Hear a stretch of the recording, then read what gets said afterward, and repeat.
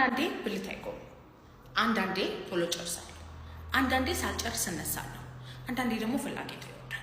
አንዳንዴ አይደለም ስንፈተ ወሲብ አብዛኛው ጊዜ። አንዳንዴ በሚገጥማችሁ ነገር ስንፈተ ወሲብ አለባችሁ ከተባለ ደን ዓለም ላይ ያለው ወንድ በሙሉ ስንፈተ ወሲብ ሊኖርበት ነው ማለት ነው። ስትረስድ ስትሆን፣ ሲደክም፣ ስራ አካባቢ ሲያጨናንቅ፣ ፋሚሊ ላይ ያሉ ነገሮች ሲያጨናንቁ ብልት ሊፈሰፈስ ይችላል፣ ቶሎ ሊጨርስ ትችላለህ። እናካተው ግንኙነት ሊያስጠላ ይችላል። ስንፈተ ወሲብ አለብህ ግን አያስብልህ። ስንፈተ ወሲብ ተብለው እንዲመደቡ ቶሎ መጨረስም ቢሆን፣ የብልት አለመቆም ችግርም ቢሆን፣ ዘግይቶ መጨረስም ቢሆን፣ ፍላጎት ማነስም ቢሆን፣ ለሁለተኛ ዙር ዝግጁነት ማጣት፣ እነዚህ በሙሉ አንደኛ 6 ወር መቆየት አለባቸው። ሁለተኛ በ6 ወር ውስጥ ግንኙነት ማድረግ አለባቸው። ከዛ ከነሱ ከምታደርጓቸው ግንኙነቶች 80% እና ከዛ በላይ አለብኝ የምትሉት ችግር መኖር አለበት። የዛኔ ሆርሞን ላይ፣ ነርቭ ላይ፣ ደም ስር ላይ፣ ጡንቻ ላይ ያሉ ችግሮች አሉ። መታችሁ መታከም ትችላላችሁ። በማንኛውም ስንፈተ ወሲብ መታከም ከፈለጋችሁ ባዮ ላይ ባለው ስልክ ቁጥር ደውላችሁ ቀጠሮ ማስያዝ ትችላላችሁ። ብሬ